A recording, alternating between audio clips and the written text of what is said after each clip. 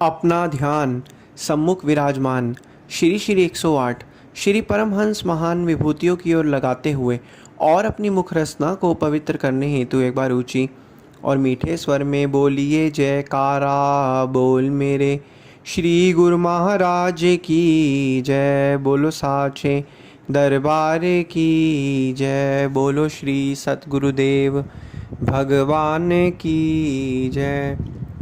गुरुमुखों, जिस तरीके से कड़ी धूप और गर्मी पड़ती है, उस कड़ी धूप और गर्मी में जब मनुष्य चलता है, कहीं जाता है, जाने के बाद जब वह वापस आता है तो उसे बहुत प्यास लग रही होती है।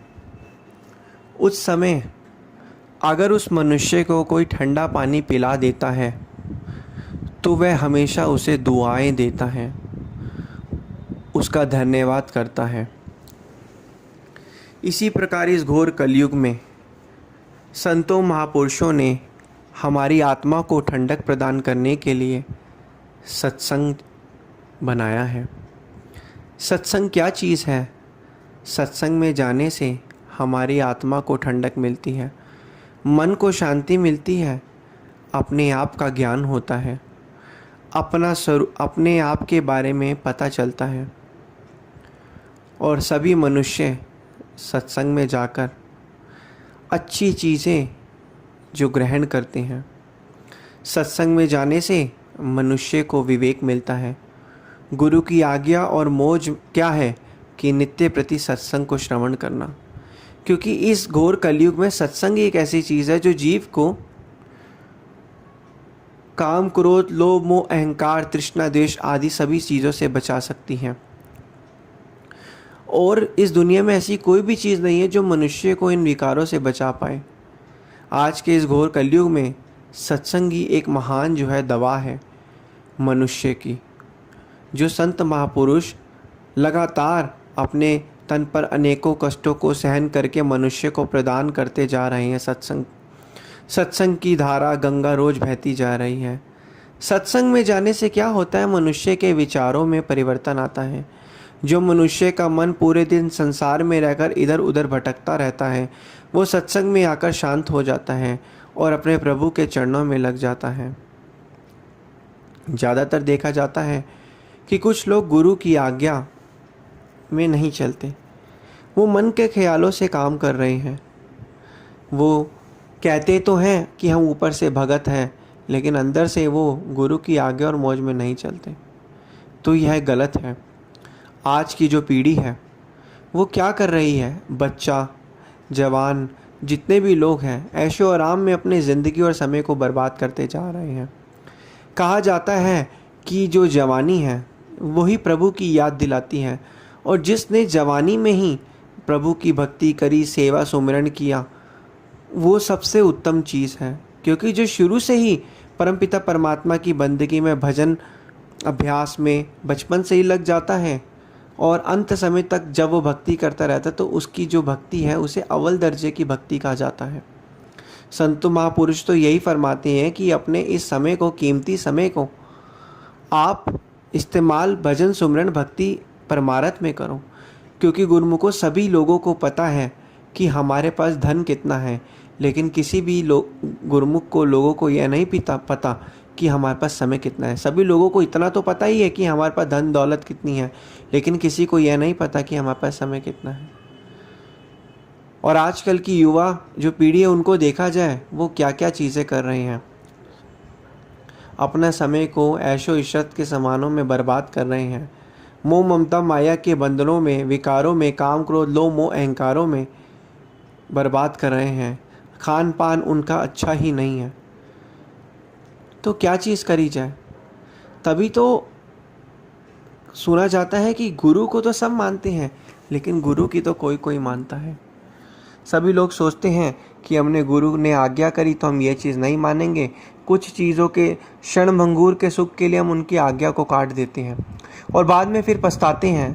अब क्या फ़ायदा पछताने का जब चिड़िया चुग गई खेत। गुरु तो हमें यही चीज़ बताते हैं कि किस तरीके से भक्ति परमारथ के पथ पर चलना है, लेकिन हम ही मन और माया के जाल में फंसकर अपने रास्ते को बदल लेते हैं।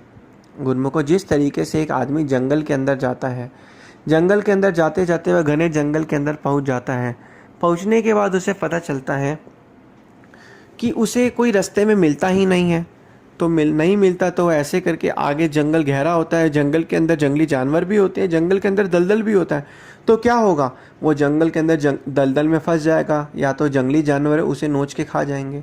लेकिन अगर उसी रास्ते पर चलते चलते उसे एक जंगल का मुसाफिर, जिसे जंगल की पूरी जानकारी है, वो उसे बता दे कि अगर तुम इस रास्ते से जाओगे तो तुम्हें दिक्कत पड़ सकती है, इस रास्ते पर जंगली जानवर है, इस रास्ते पर दलदल है, तो उसकी बात को सुनकर वह अपना रास्ता बदल देता है और उससे जो है गलत कर्म नहीं होता और वह सीधा सीधा जंगल से बाहर निकल आता है।